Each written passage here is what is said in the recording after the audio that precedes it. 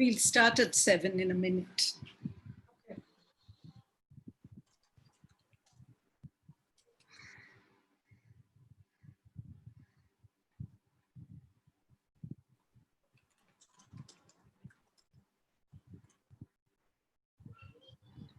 Shall I start my screen or we do it after the introduction? After the introduction. Okay. Yeah, let's start. Okay. Good evening, everybody. My name is Bishakha Datta, and I head Point of View, a space that builds and amplifies the voices of women and other marginalized genders. Welcome to the first session of Godrej India Culture Lab and Point of View's collaborative event, Mission Possible. This is the first of our three-part virtual event, Mission Possible, conversations on the breakthroughs of Indian women in STEM. And STEM, as we know, is science, technology, engineering, mathematics.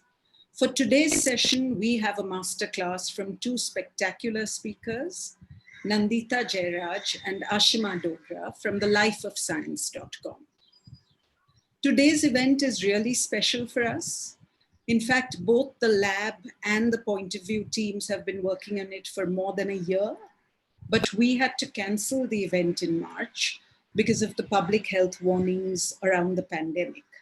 So we are particularly happy, actually, that we are able to do this today, Mission Possible, and that we can have Nandita Jayaraj and Aashima Dogra, who are co-founders of thelifeofscience.com, which is a feminist science media platform. At our masterclass today, they will explore how Indian women in STEM navigate a field that has multiple implicit gender biases and hurdles. They will talk about how one can amplify diverse voices from the field and more. After the masterclass, Nandita and Aashima will take questions from the audience. So if you'd like to ask a question, you can send it either on the Q&A section on Zoom or on YouTube in the chat box or through Instagram and Facebook using the hashtag #WomenInSTEM. And now I'm going to turn it over to our collaborator, Koninika Roy from the India Culture Lab to introduce our two amazing speakers. Hello and welcome everyone. It's my pleasure to introduce to you our speakers for today, Nandita and Aashima. Nandita Jayaraj is a science journalist and has previously worked with the Hindu newspaper and Brainwaves Science magazine. Since 2016, she has been traveling the country in search of the hidden contributions of women in science. Nandita also writes and edits children's books, including Anna's Extraordinary Experiments with the Weather. You should definitely check it out. And most recently, 31 Fantastic Adventures in Science, which she co-authored with Aashima Fleet. And Aashima Dogra is a science and humanities writer and has written for various publications as a science journalist, including firstpost.com, The Hindu, Deccan Chronicle, The Wire, and others.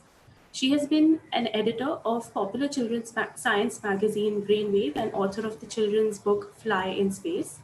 Another book for children, 31 Fantastic Adventures in Science, that she co-authored with Nandita, and she released it in 2019.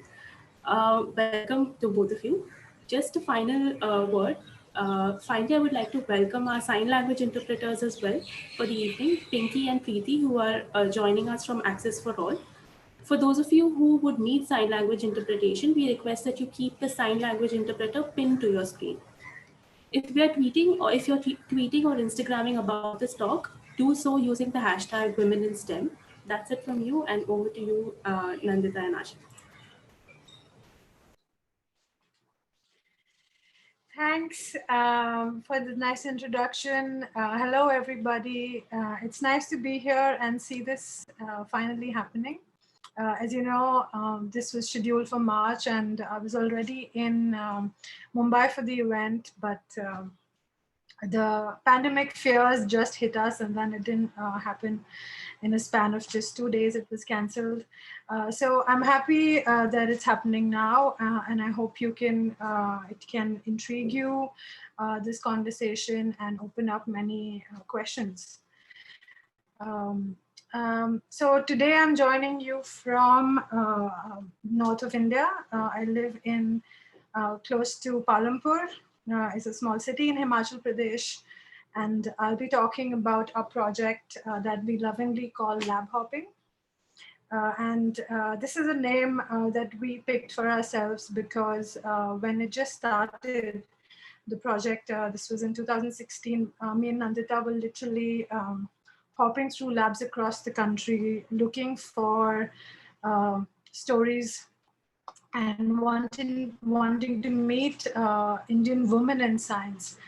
Just because we ourselves had the desire to hear and see femme stories, and as communicators and writers and journalists, all these roles that we play often, we felt like something was missing. So it started out of this desire, and it was a passion project, a personal blog, you can call it. And now it's a lot more than that, which we're extremely happy about and gives us a lot of meaning to do this work. So essentially what we're doing really is reporting from Indian science, Indian academia, Indian research, you may call it. We use the word science very broadly. And our reports often intersect with marginalization of different communities, specifically gender. So the one thing that we need to really realize before we begin, can we go to the next slide, Nandita?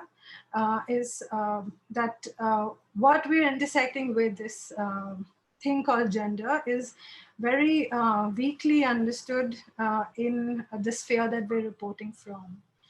In fact, a lot of the data that we rely on to report this, official numbers, are not sex and gender segregated. And we're assuming when they say male, they mean a man, a cis man, and we're assuming that when they say female, they mean a cis woman. And data on other genders does not exist as of yet. And actually data itself is very hard to come by. There's also very poor understanding of sexuality, it's often conflated with gender. And there's also a presumption from this patriarchal systems that we live under that femme traits are separate from intelligence and analytical skills that you need to do good science.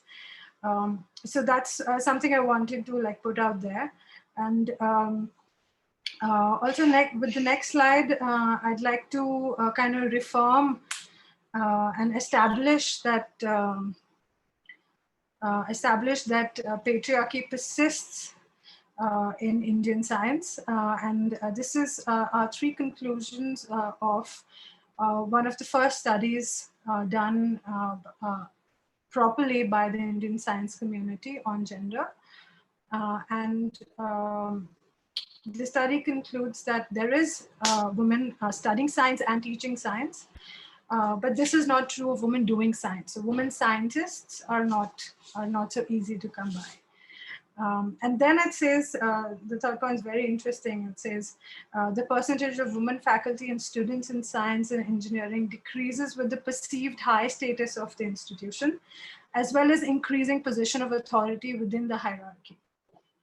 So I'd like to bring in this power dynamics that exist inside the patriarchy between genders. And this also plays out in our academic institutions. So even studies that are from the community are finding that as higher you go up in power positions and high status, which means better funding, better access to the things you need to do science, like a large amount of instruments, etc., you will find less and less women even studying and teaching there. This is really a result of generically this perception of, we can go to the next slide. Perception of seeing a scientist as a crazy old man shaking test tubes somewhere in a lab somewhere that nobody bothers with. And this image has, we've dragged along this image for a long time. And at least in India, we haven't questioned it. We haven't looked at it critically. And this is what we hope to do with the project. And these images that you see actually are from the magazine, the Brainwave magazine, children's science magazine that me and Nandita both worked for. And that's where we met. And from our friendship and from our conversations, we agreed that this is not okay and this feels wrong.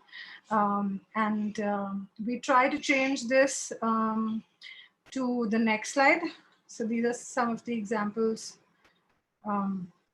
which we managed to do. Of course, this is not enough, but with these illustrations, I'm trying to illustrate what we started off doing very early on. This also reflects in the next slide, which is just a Google search that you can do yourself. If you type Indian scientist in Google, this is what you see. There are a couple of sages at the bottom, with their finger pointed. And so there is no woman here. There are no women here. So this is not even the lack of women scientists we see not only in our conversation, not only in lab hopping conversation. It's not something manufactured, but even our algorithms that we rely on day in and day out show us the same result. Next slide is the first chapter of our book together. These are really nice stories, 31 stories of real women, contemporary Indian women scientists that we've managed to collect. And Upasana Agarwal, who is an illustrator based in Kolkata, drew these beautiful portraits. And I really hope you can get a chance to catch it, maybe in your local library, or perhaps you can order it if that's possible. It's available on Amazon. And so in this book, and also on the lifeofscience.com, you will see the wide variety of places we've gone and how we've really go back to the map, please. Yes. So these are each of the dots is in fact will take you to a report we've done from that place. And we really tried to be completely random. We didn't play it by ear, like we didn't go to the scientists that we either knew of or were in the media. We literally went inside institutions and looked for nameplates with woman-sounding names. And we also tried to go through different areas of science. It's interesting if you look at it more deeply. There's more women in bio and observational sciences, and less women in analytical sciences. Or I mean, everything's analytical, but those that are considered more analytical. So we've tried to cover the whole range, and in terms of the terrain, geographically and also streamwise. And these are some of the stories that you can see on our website. And yeah, it's like in the evolution of the project, it has now become a lot more than just this one blog which lives on the internet. We also do engagements like the exhibition you see on the right, and we're also engaging with problems from the ground that we're hearing from the community. For example, mental health of those in science. We have a calendar every year, and we work with a lot of artists to bring these stories to life, also for kids and also for people who are not so familiar with the science. Yes, and so what are the reasons behind the gender gap? And this is what we've found, and these are the top 4 that are, I think, important, and themes that keep coming up as we did subsequent interviews. We've now talked to about 200 women scientists. The first one, of course, is the Old Boys Club that none of our interviewees, shy from, or they don't deny the existence of the Old Boys Club. And there is consensus that there is a group of few old men that make the top decisions in Indian science. And then there are, other smaller groups of old men who take decisions at institution levels and so on. And recently, since the media and the public consciousness has engaged with diversity and inclusion, we see the phenomena of the token woman entering committees. And that's a whole topic on its own, but it's also problematic because some of our subjects are telling us that even though they are in the committee and there's a box that is ticked, there is hardly much engagement with gender issues, neither are they heard as compared to the rest of the people in committees. And again, when these women do reach power positions, have the standing of talking for other women and other marginalized communities, somehow the sisterhood starts to dissipate a little bit. And that's really worrying for us because especially in the higher rungs, especially upper caste women who are holding higher positions often say that, oh, don't call me a feminist. So there is, there is a very little engagement or understanding of what gender means. There's also work to be done about what it is to be a feminist. That's also, so you will also find on our editorial some of the pieces that kind of demystify these terms. And then another reason for this number 12% of scientists being women in India is of course marriage. And this one is the big one, and it's also somehow very, very interesting because it works both ways. Of course, there are women who do not go on in science because there is pressure to get married, to have children and start families.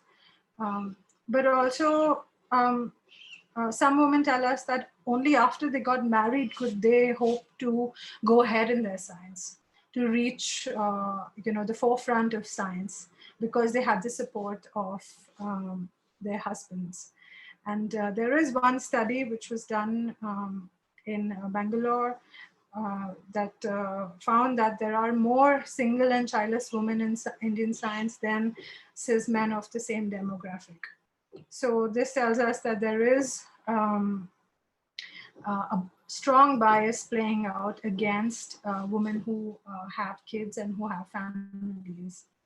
And there's a severe lack of policies to retain these women or bring back these women.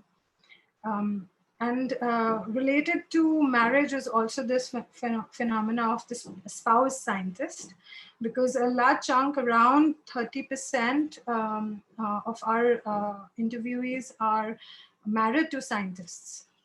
And this is great, like for them if it works out, but often it doesn't work out for a lot of women scientists because Indian institutions impose upon themselves the two-body problem, which is that no two married people can be employed by an institution. This is a very archaic policy, which has no engagement with gender or ground realities whatsoever, which a lot of our subjects are still suffering from.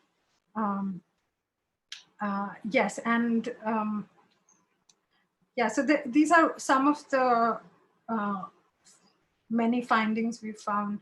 More seriously, or even more seriously, there is the problem of sexual harassment that we hear that is rampant in Indian academia. And we hear of these only on the whisper networks. And the few media stories that we see are, from a journalistic point of view, very welcome. But we know that not enough are really getting out there. We run an open Me Too form on our site where anonymous and non-anonymous Me Too stories are very welcome, so we can report on them. And I mean, of course, with consent, and we're very careful about these things. And what we're finding is very worrying because a lot of our respondents have said that when they do go through the process of formal complaints in Indian scientific institutions, they don't get a positive result. They don't get the ears that they need or the belief that they need. There's a lot of slut shaming that goes on. And we've also heard from top scientists while talking about this issue that these women should rather go to the police and not to the ICC, which is the Internal Complaints Committee, because the perpetrators are scared of the police and not of the ICC. So this puts us in a situation where there's not many places to go. And yeah, I just want to now stop talking and just this slide really tells you the kind of things we are hoping will become the language of talking about gender in Indian science. We do need to engage with a lot of these issues and not shy away from it, and break down the silos in which these labs mostly exist in. Yeah, that's about it. Over to Nandita.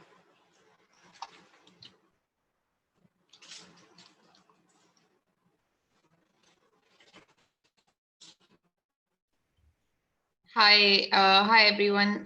Thanks Aashima for introducing people to our project. I will just make this full screen and come back. Yeah. So what I'm going to do is take off from a lot of things that Aashima was saying and maybe talk a little more in depth about some of these aspects and basically summarize I think what a lot of us are here for, what a lot of us are curious about is this. What is it like for a woman in science in India? And this is in a sense what we have been trying to do with our project, where we've been mapping the terrain, or as we call it, lab hopping across different laboratories in India, talking to women to find out the answer to this question precisely. And the biggest learning for us has been that it depends on who you ask. So it is the variation in experiences across different scientists is too wide for it to be possible to summarize an answer to this question in a report or in a talk like this or in a newspaper article,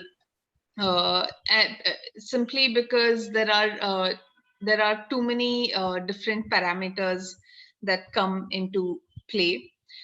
Firstly, when I talk about who you ask, this depends on who we define as a scientist. Ashama also dipped into this issue where typically when we hear people calling themselves a scientist or calling somebody a scientist in popular media, what they mean is that they are a principal investigator, a PI. This means that this person heads a lab and has students working under them.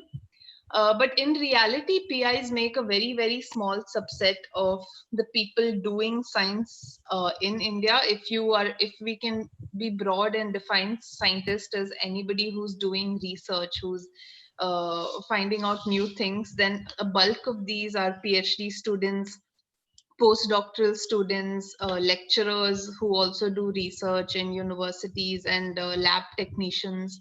How often do we talk about these people, and are we including them in our definition of scientists at all? And the other thing to consider is these scientists that we speak about where do they work. When again, by restricting ourselves to PIs, we what we're doing is restricting ourselves to scientists working in elite research laboratories. But there are, most of our scientists come from universities, especially women. Most of them come from state, central, private universities, and some of them also work independently. And the third thing about scientists is what kind of science are they doing. So you find that the experience of somebody like a zoologist might be completely different from someone who comes from a space like nuclear physics, which is much more male dominated, much more masculine space, if you can call it that. And also there are some fields that are completely ignored, like agricultural sciences. When was the last time you read an article about an agricultural scientist, or about some sort of research that came from this field? Considering how important agriculture is in India, why are these narratives not entering our conscience? So the other thing is, what do you define as a woman? And unfortunately, the answer is very simple. When we talk about women in science in India, we are almost always talking about cis women, and this is reflected in the kind of issues that also that come up in women in science sessions and in talks like these. Issues like family and how to balance childcare with work, maternal policies, and these are all really, really important issues. Our point is just that so are issues of rights of transgender and non-binary scientists to self determine their gender, to their right to not be misgendered, their right to hostel space and toilets for themselves. So these are also important issues that we are excluding by our narrow definition of woman. So that said, I thought it might be helpful for all of us to just point out some checkpoints that we can do with ourselves to make sure that we are not unwittingly hiding the real story from ourselves and from the rest of the world, if we wish to engage with this topic in any way.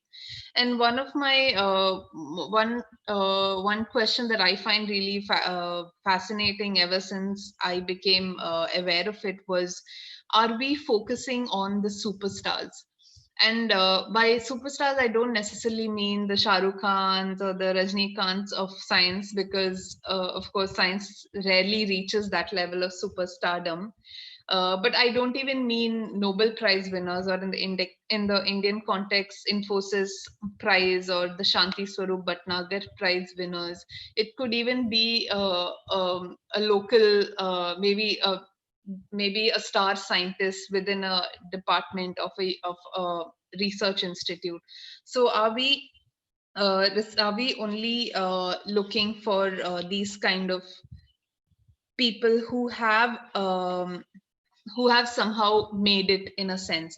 And again, the point is not to discredit these achievers, but it's important to be cognizant that if we only interview and base our understanding on those who are thriving in the existing system, there is no way that we are getting the complete and honest picture of the situation. So we need to ask ourselves that by chasing superstars, what are these rules of merit that we are following? Who set these rules? And remember that awards don't just go to fall on somebody's lap objectively. They're not picked by some mythical know-it-all fair goblet of fire, if you're a Harry Potter fan. And if you are a Harry Potter fan, you know that the goblet of fire itself was rigged in the end. So we need to realize that there is a set of humans making all these decisions, who are setting the question papers, who are deciding who wins an awards or a fellowship, who is deciding who gets promoted, who gets authorship for a paper. And all these humans have their own stories, their own flaws, and their own biases, and they're most likely largely going to be upper caste men. So whose definition of merit are we following blindly? And why are we doing it? Is it because we believe in their definition of merit, or is it just an ignorance from our side? The danger is that people often make generalization based on what we found out about these superstars, and we may, and policy, this seeps into policy, and this is why a lot of our policies in science and elsewhere end up being so horribly exclusionary. So we need to sum up, we have to realize that equality for superstars is not equal to equality for all. And I like to illustrate this with an experience I had personally, where I spent a day in the same city in conducting multiple interviews in different institutes. And in a span of 2 hours, I met two people, one of whom said this to me. To win, she is a fairly senior, respected person in her field. And she said this to me. She said, to win an award, women need not be equal, just 75% as good as men. India is far ahead in terms of equality for women scientists than even the USA. And just in a couple of hours, I heard from another scientist, a woman scientist, who told me women are not equal to men now also. If you publish good work, they think that you have stolen it from somewhere. It cannot be our own intellect. We have to work 48 hours a day to prove ourselves. So this is just, I'm bringing up to show how how experiences are not objective, how contrasting they can be, even between two women in relative uh, positions of power. Both of these women were in the same city, so geographically there was no difference, but they have been able to take away two completely diametrically opposite things from their experience. So this is, I was feeling very grateful that I heard both these sides of the story, because I really went away a much more enlightened person. On the same note, there are some other easy checks that we can do to make sure that we are not being we're not ignoring any, or we're not being representative enough. What we can do is ask ourselves, how many scientists have we spoken to that are Dalit or Bahujan or Adivasi? How many have been disabled? How many have been first generation learners? How many have been transgender or non-binary persons? Or even more simply, how many have not studied abroad? How many work in state universities? How many have not won any major award? So if your answer to many of these questions are not many, then you are probably not having the whole picture, and you should exercise a lot of caution before you engage with this issue. Just to quickly add one more thing about what is it like for a woman in science in India. It depends on who you ask, yes, but it also depends on who is listening. And the reason I want to bring this up is because innumerable times what happens is that there is a great fear to speak among women scientists, especially to speak honestly about their problems. And this fear is not at all unfounded. There are too many institutes who have explicit rules that their scientists should not speak to the media without permission about their lives or about their work. And there are even more institutes who don't have this rule written in paper, but it is implied just by instilling a culture of fear among their employees. So a lot of people are very afraid to talk. And we've been in many situations where after the interview has been published, scientists change their mind or want to retract something that they said for fear of antagonizing somebody they work with. And most of the time these statements are not even controversial. It can be something like, oh, maybe it sounds like I relied on this person too much, people might doubt my ability.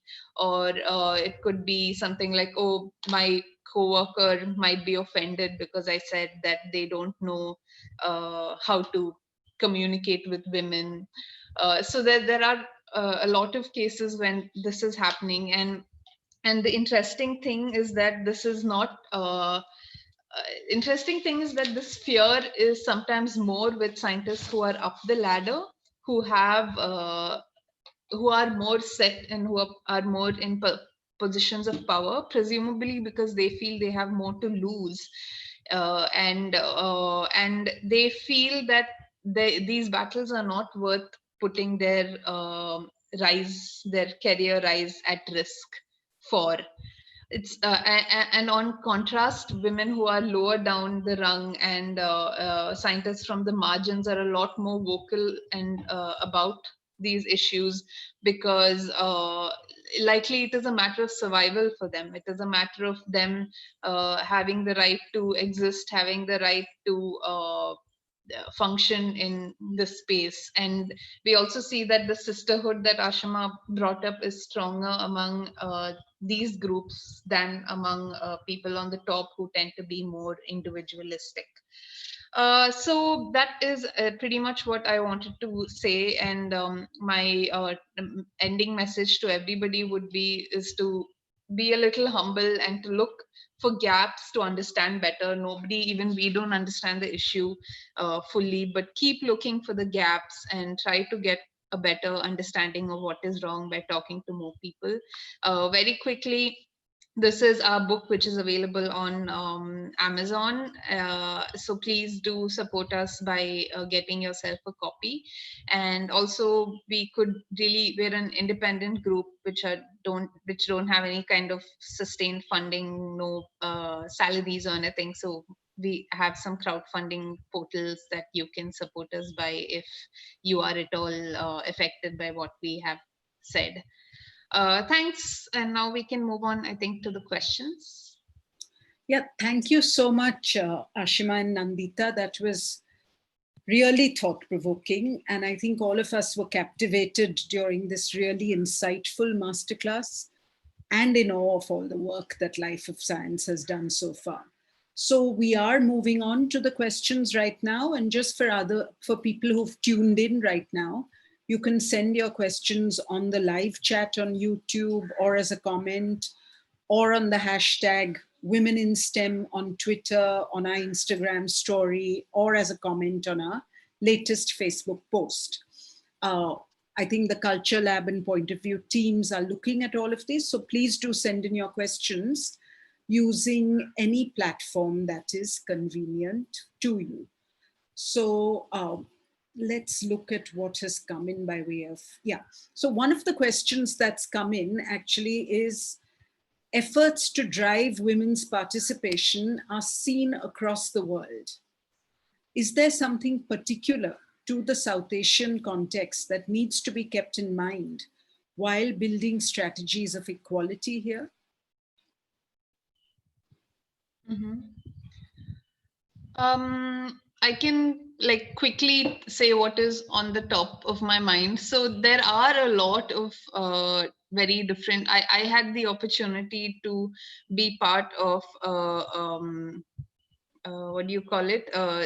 Sort of an exchange program where I was with 50 different women in science or women in science communication like me from all over 50 countries all over the world, and so I really saw how different, how similar, and also how different shades the discrimination takes in different places. And yes, South Asia has a lot of things that are set it apart from the Western context, which is really why it is very counterproductive to just copy a policy that works in the West, in India. One interesting thing is what Aashima said, where in the West, I mean, it might be a little more black and white in terms of calling marriage a big setback for women. But a lot of times for women in India, marriage is just going from one patriarchy at home to another patriarchy at, in the home of your spouse. And women are incredibly smart that, now we have a bit more agency in who we marry. So because of that, marriage we were quite shocked to find that a lot of young women are finding ways to make marriage work for them, especially enable them to rise to their potential. So these kind of nuances we see more here. Aashima, is anything else striking your mind? Yes. Yes, of course, there is a different set of conditions that we have here. The culture is completely different. So the realities, the lived experiences are completely different. So what we need to change is different from elsewhere. So I would say, no, even in South Asia, we need to look at each community.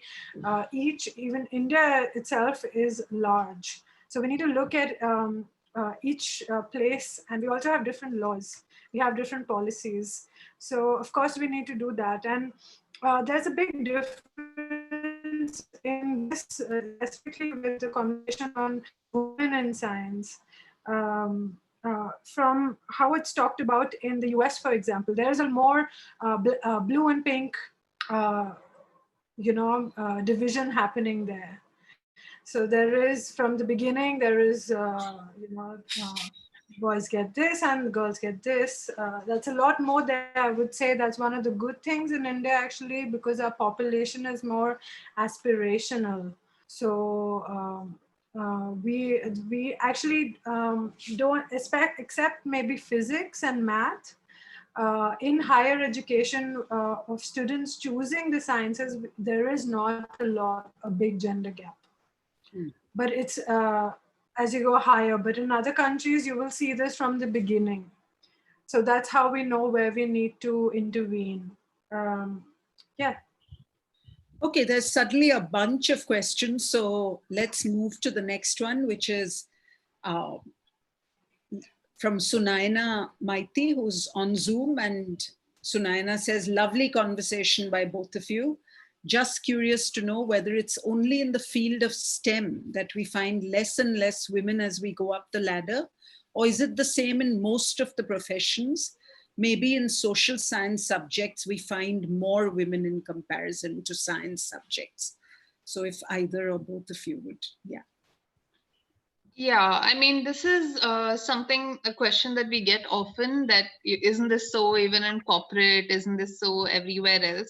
And it's true that this is a universal phenomenon wherever we're talking about. But the reason we find it is important to talk about science is because there is this notion in India that science is above these kind of biases. So there is a resistance to talking about these issues and fixing these issues and even accepting these issues, because of which I feel science is actually lagging in comparison with a lot of other fields in improving the situation. So that is one reason. That is one reason that we talk about science specifically. There are many ways you can answer this question. I think, Aashima, maybe you have a different angle. Yeah. Firstly, like, if anybody has a doubt, I'd like to clarify that even though there are, similarities, it doesn't mean one thing should not be done, of course. And another thing is, like, there are very, very science-specific realities we see. So the aspect of merit is really big in science. Like, that's the factor, how intelligent you are. There's also this aspect of sacrifice, which you will also see perhaps in the boardroom, or like a corporate boardroom, I mean, or maybe also in art. But in science, it's kind of different. You have to be in the lab, and the hierarchy itself plays out in a very different way, where it's not so much often about sucking up to who's high in the hierarchy, but also working much harder than everybody else. So the dimension of mental health, and for a lab to be a happy lab, the things that you need to do there are completely different than you would do elsewhere. Okay. Yeah. That's, yeah. The next question is actually about mentorship. So we can all do with mentors in our careers. what would be a few ways to provide mentorship, particularly to women, to make them stay in STEM?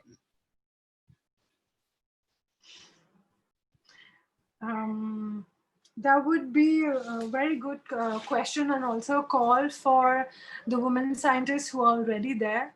And they have been trying, like some of the people that we've spoken to actually say that I get a lot of calls for mentoring, but none of these are from India. So there also seems to be this confusion that why people are not coming up and asking upfront for mentorship, specifically women.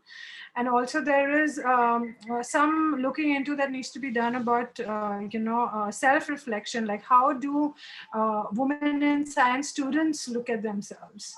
Because, for example, once we were at IIT Delhi, one of the first talks we gave in public, and there was a very nice effort from the host who'd invited us to, do a check with her students. But what are her female students thinking about? So she collected the kind of questions they were after. And the kind of questions were, how do you manage science as also while having a family? How do you fit science in 9 to 5 structure of your life? So I think we need to do not only just in science, but just not about the science, but also like a holistic mentorship. So there is also different kinds of mentorships. And it's interesting because when we talk about mentorship, often it comes up that there are two kinds of mentorships. One is hands-on mentorship and one is hands-off mentorship. And some of the students tell us that, oh, I don't like this person, my PI, and because her mentorship is too hands-on. There's this thing of being a mother too much, excuse my French, but so yeah. Yeah. Nandita, would you like to add to this? No, I think we can move on. Okay, then there's, another question, and again, kudos to both of you. Aditi Lele has a field-specific question, which is 1 minute. Where has it gone? Oh, just a sec. Oh yeah, Any peculiar observations in the field of conservation or environmental sciences where lots of women have to work independently in the field? I noticed that you've just answered this, Nandita. So maybe we can jump to another question, which is actually about the role of cinema. So what role can cinematic representation play in promoting women's participation in STEM? And is there any Indian film that you all can think of that is inspiring to women in STEM? I think Nandita is the cinephile here more than me, so I'd let her answer that. Unfortunately, Indian film, I can't think of a single one. I really did not like Mission Mangal, I think it was called, but yeah, I mean that's a longer conversation. But I am very much looking forward to this month where we have two women in STEM big releases. One is Marie Curie's film, which is a Hollywood film, and one is Shakuntala Devi. So yeah, planning to watch it and review it soon, and follow us and you can read the review. That's cool. Yeah. Another question is actually touching on some of the stuff you all have already talked about from Shweta Panchal, who's a postdoc in India and also loved the talk. So Shweta wants to know that while men at top positions usually form a community easily and collaborate well on projects, women at higher positions become individualistic and, if I dare say, more neutral, even when it is important to make women supportive decisions. So there's a change in thought as soon as you get the power to make a change. In your study, were you able to find out why this may happen? Yes. So this is also, I touched on this when I talked about women in power. And I think sociologists have studied this phenomena quite often. And I think it's again the system, the frameworks and the dynamics under patriarchy that this falls under. And actually, I wanted to include a quote by Mona Al-Tahawi, who has been on this forum before. And I think this quote really could answer what you're asking. And she says, patriarchy too often throws women crumbs in return for a limited form of power. Women who accept those crumbs are expected in return to uphold the patriarchy, internalizes its dictates, police other women, and never forget that power bestowed is power that can be retracted. So it is really this, that it is out of fear of losing their own position, which has been really hard to come by, which they've struggled for possibly in many cases their entire life worked. You know, women tell us that, women scientists tell us that women in their field work 3 times harder than men, 4 times harder than men. This number kind of changes who you talk to. But, you know, and there are some sociologists in IIT Kanpur who have been writing about the double burden and the triple burden on women in science. You know, one comes from work, one comes from being the caregiver of the family, and then with the unique circumstances that come with doing science. So they are under enormous pressure and even more protective of their position. So I think, yeah, this is why we also have to, while we report this, we have to be extremely careful about, you know, how we write things, because we don't want to put anybody in a bad, if they're not ready for it, we cannot include their bold quotes or something. Yeah. If it's okay, I'd just like to talk about one question from Geeta Chadha. It's not really a question, but it's something I feel that is important to emphasize, so I will read it out. Geeta is a sociologist. She says that it's also important to address the caste question in science, isn't it? Don't Indian scientists need to question and think reflexively about their own caste privileges? We need more narratives of caste from below, but we also need critical narrative reflections of caste from above. And I totally agree with this. And I also want to point out that the way media, you know, is slowly, at least the woke media, is now starting to engage with caste. A small minority of us, but we again get stuck in this Savarna gaze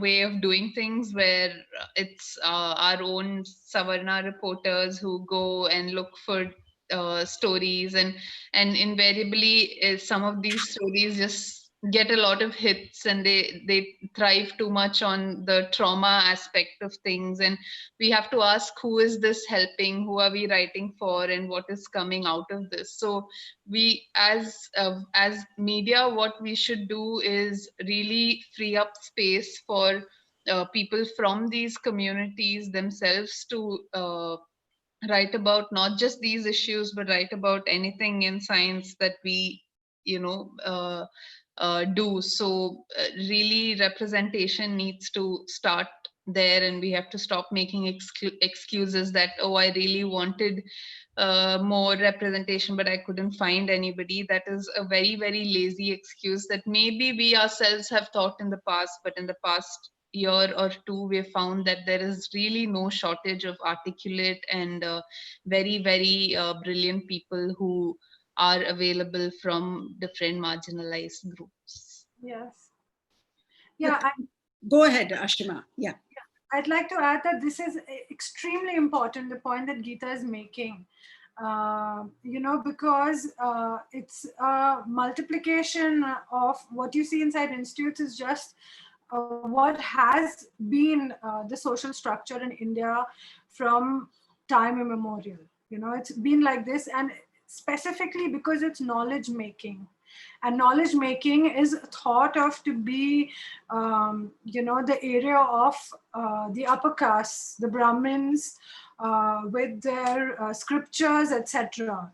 And this also reflects on the kind of education and the kind of science education we are providing to the young people today. There's a lot of rote learning. And also one amazing scientist, actually, Prajwal Shastri, um, talked about, some of the situations that we have politically in the country, and she said that this what we see now is the consequence of this rote learning which comes from caste, because there is very little critical thinking. It's just repeating. And there are very good studies that have been done recently that show how ingrained the Brahminical practices, rituals, etc., are very much alive in the top institutes. And higher you go, again, bringing that study that I mentioned, higher the state of the institute, the more of this ritualistic symbolism of knowledge and knowledge making you see. So we definitely, that's one of our top priorities in the next years to come, to engage with caste, because there's no bigger social reality in India than caste. Okay, thank you very much for sharing that with us. We're running out of time, but there's one last question that I really want to ask, which has been here for a while, which is, for a lot of trans persons, we often have to switch careers once we find some stability in life after leaving spaces where we can't be out. Sciences don't seem to be welcoming of switches. You're expected to have a background from a young age. Are there accessible and welcoming spaces or programs that can train those who want to start learning later in life?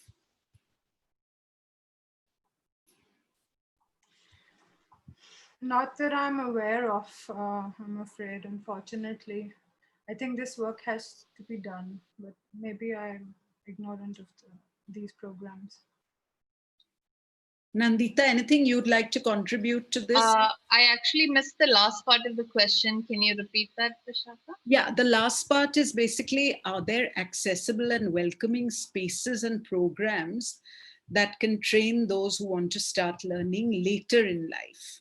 Because the assumption being that science is not welcoming of switching. Yeah. Supposed to have a background from early on. I am afraid I also don't know any specific programs, but I do know that the scientist called Bittu K, who works in Ashoka University. He is a trans man himself, and he is very actively trying to build a network of support for transgender students in science, and it is very likely that they look at issues like this if they are commonly faced by transgender students in science. So perhaps we can just check with Bittu and share his email address or some other way to contact him. Yes. If anybody listening this is also curious about this, please write to us and we'll try to bring the dots together and try to do something about this with Bittu and other people. Okay, before we close, just any final thoughts very briefly, Nandita or Aashima, that you'd like to leave everybody with?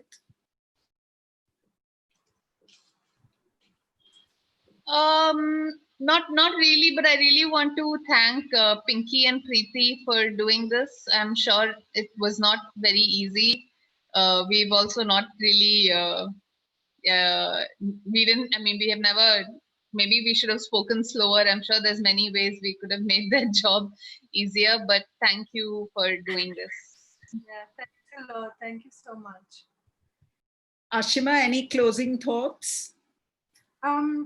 Yeah, just that that we are ready really at the Life of Science, and also the people that we're working with, to have the cultural discussion about what science is and to be critical about science itself, the process of science and the people who do science. And this is not to poke fingers or hold somebody into the gallows, but this is a very important discussion I believe that we need to have to progress as a people. So we need to do this, and there's lots of others who are interested in science and who don't get access to it. And I think the doors will not be opened if we don't start critically engaging with these things. And that's it. Thanks a lot. Thank you so much, Nandita and Aashima, and thanks to everybody who tuned in today. I think all of us really loved the talk, the questions that came in, the interaction, etc., and can hardly wait to sort of talk to you all again. Also really wanted to thank Preeti and Pinke for taking on the onerous sign language translations, and thank the Point of View and the India Culture Lab teams for the hard work behind this that is finally sort of coming to life. So before we close, also wanted to remind everybody about part 2 of this incredible event, which is next Friday at the same time on 24th July, where we bring you a panel discussion on feminist scientific practice and the role of gender in research. So we have a panel with a number of speakers that includes mathematician A. Mani, human geographer Ramya K. Tella, urogynecologist Dr. Aparna Hegde, mathematician Geeta Venkatraman, and it will be moderated by feminist and sociologist Geeta Chadda, who is here today with us as well. So do, register for that, join us, tell your friends, and do follow us on social media to stay up to date on all things Culture Lab and Point of View. Thank you very, very much. Thank you. Thank you. Bye-bye. Bye. Bye.